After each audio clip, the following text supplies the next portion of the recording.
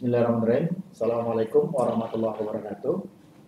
Kembali bertemu dengan saya, Nasrullah, dalam kuliah pengantar hukum pajak. Dalam kuliah hari ini kita akan membicarakan aspek pendahuluan dari perkuliahan ini, yaitu pengantar hukum pajak.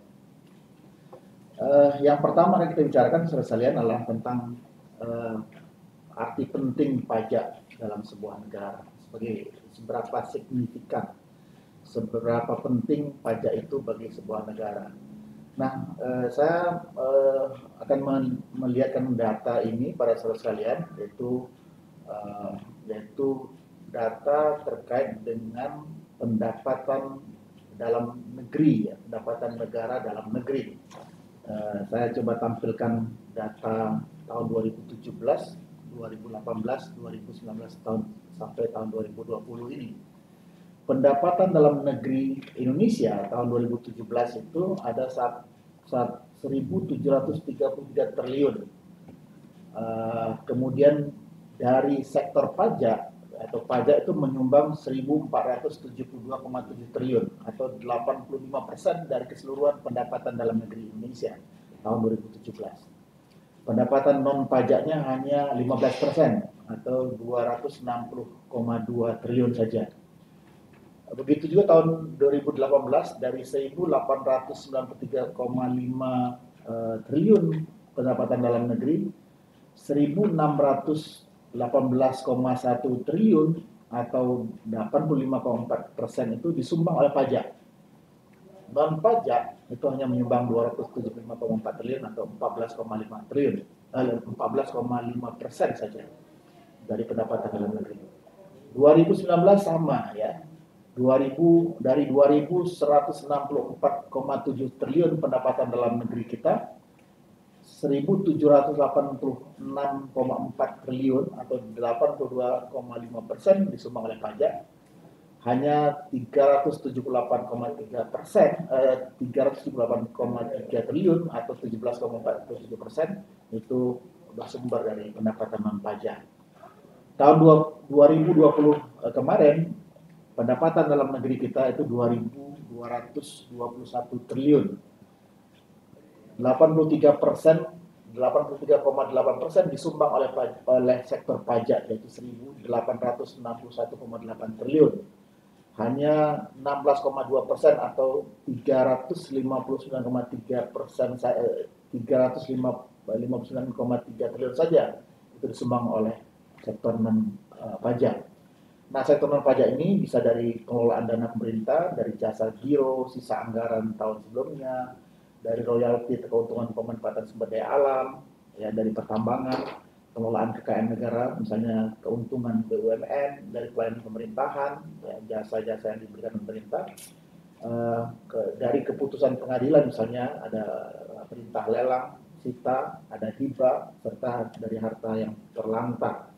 Nah, inilah sekalian postur keuangan negara kita dari 4 tahun terakhir. Kita bisa simpulkan bahwa pajak merupakan sumber utama pendapatan negara. Nah, sekarang kita ingin bicarakan, pajak itu apa? Secara umum dapat dikatakan bahwa pajak itu adalah pungutan dari masyarakat kepada negara, ya, dalam ini kepada pemerintah, berdasarkan undang-undang yang bersifat dapat dipaksakan dan terhutang oleh wajib pajak atau wajib membayarnya dengan tidak mendapat prestasi atau kontraprestasi yang secara langsung dapat ditunjuk, yang hasilnya digunakan untuk biaya pengeluaran negara dalam penyelenggaraan pemerintahan dan pembangunan. Nah, dari definisi tersebut, saudara sekalian, kita dapat menarik ciri atau karakteristik dari pengertian pajak itu. Yang pertama adalah pajak itu dipungut oleh negara. Ya, negara di sini baik oleh pemerintah pusat maupun oleh pemerintah daerah berdasarkan undang-undang, ya, serta aturan pelaksananya.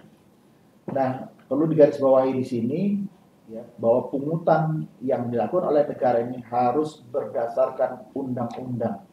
Keharusan diatur dengan undang-undang ini karena undang-undang itu dibuat oleh wakil rakyat bersama dengan pemerintah.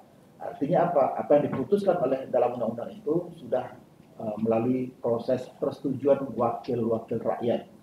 Nah, kalau tidak dilakukan dengan undang-undang, tidak diatur undang-undang, maka paksaan yang dilakukan oleh negara itu dikategorikan sebagai perampokan oleh negara. Ya, tax without regulation atau without legislation is robbery. Ini adalah salah satu prinsip dalam hukum perpajakan. Yang kedua, pembayaran pajak harus masuk ke dalam kas negara. Ya, kas negara ini baik kas pemerintah pusat maupun kas pemerintah daerah. Yang ketiga, ciri dari pajak itu adalah dalam pembayaran pajak tidak dapat ditunjuk adanya kontraprestasi yang bersifat individual oleh pemerintah, ya, yang bisa dituntut oleh pembayar pajak atau wajib pajak. Jadi wajib pajak tidak bisa menentukan kontraprestasi apa yang diperoleh setelah membayar pajak. Tidak bisa seorang wajib pajak setelah membayar pajak kemudian dia menentukan ya dia ingin di depan rumahnya jalannya di Hotmart misalnya, itu tidak bisa. Ya, jadi balas jasa dari negara itu tidak bersifat individual. Karena hasil pemungutan pajak itu digunakan oleh pemerintah secara umum, ya, yang merupakan manifestasi dari kontraprestasi atas pembayaran pajak itu. Jadi untuk pembangunan, untuk memenuhi kebutuhan pelayanan publik.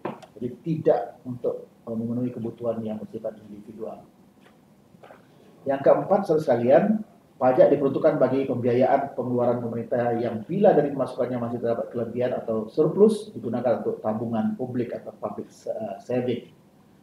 Yang kelima, pajak dipungut ya disebabkan adanya suatu keadaan, kejadian atau perbuatan yang memberikan kedudukan tertentu pada seorang. Ini disebut sebagai tatbestan ya. Fakta kena pajak. Jadi pajak itu dapat dikenakan ya pada seseorang wajib pajak itu karena keadaan. Ya, keadaan seorang itu mempunyai kekayaan ya, yang kena pajak ya, atau adanya peristiwa atau kejadian, yaitu seorang misalnya mendapatkan hadiah, ya, kemudian hadiah itu dikenakan pajak, misalnya. Atau karena perbuatan adanya transaksi, jual beli kendaraan, jual beli tanah, maka akan ada biaya perolehan hak atas tanah, itu pajak yang terjadi karena adanya perbuatan wajib pajak. Nah, saudara sekalian, sekarang kita membicarakan tentang subjek hukum pajak. Siapa toh yang menjadi subjek hukum dalam kewajiban pajak tadi? Nah, subjek yang pertama disebut sebagai pihak yang menarik pajak. Ya, ini adalah subjek hukum yang pertama. Nah, penarik pajak adalah negara. Ya, dalam pengertian yaitu badan hukum publik yang pada tataran teknisnya dilakukan oleh pemerintah atau oleh fiskus. Nah, yang kedua adalah pihak wajib pajak. Ya, kalau yang pertama adalah penarik pajak, yang kedua adalah pihak wajib pajak. Nah, wajib pajak ini sekalian terdiri atas orang pribadi, ya, naturalized person maupun orang dalam pengertian badan hukum, yaitu reh person. Jadi dua-duanya dapat menjadi wajib pajak. Jadi orang pribadi, naturalized person maupun orang dalam pengertian badan hukum perdata atau reh person. Nah, saudara sekalian, berikutnya kita akan bicarakan tentang setelah kita tahu bagaimana pentingnya pajak, kontribusi pajak dalam sebagai sumber utama keuangan negara. Kita tahu tadi tentang apa yang dimaksud dengan pajak. Kemudian sekarang kita bicara tentang apa itu fungsi dari pajak. Nah, secara umum, saudara sekalian, fungsi pajak itu yang pertama adalah fungsi budgeter, ya. Fungsi budget, ya. Fungsi budgeter atau fungsi utama pajak itulah sebagai fungsi fiskal. Apa itu? Yaitu fungsi di mana pajak digunakan sebagai alat untuk memasukkan dana secara optimal atau sebanyak-banyaknya ke dalam kas negara. Itulah fungsi budgeter dari pajak. Oke, oleh karena itu tentu negara dalam hal ini pemerintah selalu berusaha bagaimana meningkatkan tax ratio, meningkatkan jumlah wajib pajak, mungkin juga melakukan diversifikasi jenis jenis-jenis pajak. Tujuannya apa? Untuk mengumpulkan atau masukkan ya uang atau pendapatan sebanyak-banyaknya ke dalam kas negara. Nah, yang kedua saudara sekalian adalah fungsi disebut sebagai fungsi reguleran atau fungsi regulasi, fungsi mengatur. Okay? Nah, fungsi mengatur ini berbeda dengan fungsi budgeter tadi yang bersifat ekonomis ya, mendatangkan pendapatan ke dalam kas negara. Nah, dalam fungsi reguleran atau regulasi, ya pajak itu belum tentu mendatangkan uang ke dalam kas negara. Nah, inilah fungsi tambahan. Ya, fungsi ini digunakan oleh pemerintah sebagai alat untuk mencapai tujuan-tujuan di luar tujuan keuangan tadi untuk memperoleh sumber pendapatan negara. Nah, sebagai contoh, pajak bisa dijadikan instrumen untuk meningkatkan atau mendorong investasi. Ya, yang ditarget, yang disasar adalah meningkatnya investasi, ya, bukan meningkatnya pendapatan negara. Dengan cara apa? Dengan kebijakan tax holiday misalnya. Jadi ada kebijakan objek tertentu misalnya tidak dikenakan pajak. Misalnya ekspor itu tidak dikenakan pajak misalnya. Tujuannya ya dengan tidak dikenakan pajak terhadap barang-barang ekspor itu tentu tidak ada uang masuk ke kas negara. Tapi ya ada maksudnya ya meningkatkan mendorong daya saing barang-barang produk dalam negeri, atau dalam rangka mendorong investasi datang ke dalam negeri. Jadi dengan adanya tax holiday maka investor lebih tertarik untuk menanamkan modalnya di dalam negeri karena adanya pengurangan pajak, pembebasan pajak dan sebagainya. Nah, contoh yang lain adalah pajak ini bisa digunakan untuk mengurangi konsumsi barang-barang tertentu.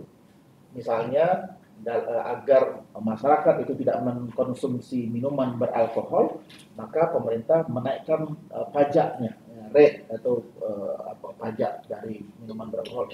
Jadi kalau tinggi pajaknya, maka orang berpikir secara ekonomis, ya, kenapa harus mengeluarkan uang yang banyak hanya untuk meminum yang tidak berguna atau tidak menyehatkan itu. Begitu juga misalnya cukai tembakau misalnya itu pajaknya sampai 40% ya, dari nilai ekonomis daripada rokok itu. Nah, tujuannya apa? Yaitu agar orang tidak mengkonsumsi rokok ya. Agar orang lebih memilih untuk hidup sehat dibandingkan harus membayar lebih ya untuk konsumsi tembakau.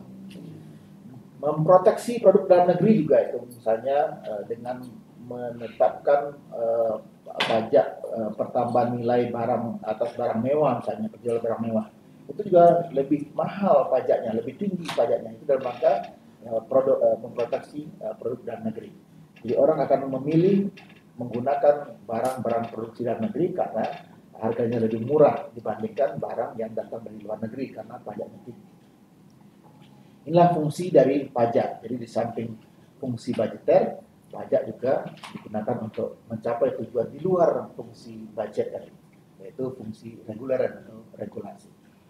Nah, saudara sekalian, berikutnya kita akan bicarakan tentang dasar hukum pemungutan pajak di Indonesia.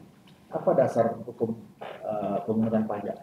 Kalau kita membaca Undang-Undang Dasar 1945 sebelum di amandemen, kita akan menemukan ketentuan itu di pasal 23 ayat 2 ya, yang menyatakan pengenaan dan pemungutan pajak termasuk bea dan cukai untuk kebutuhan negara hanya boleh terjadi berdasarkan undang-undang. Nah, dalam undang-undang dasar pasca amandemen ya tahun 2003, ketentuan mengenai pajak ini diatur dalam pasal 23A.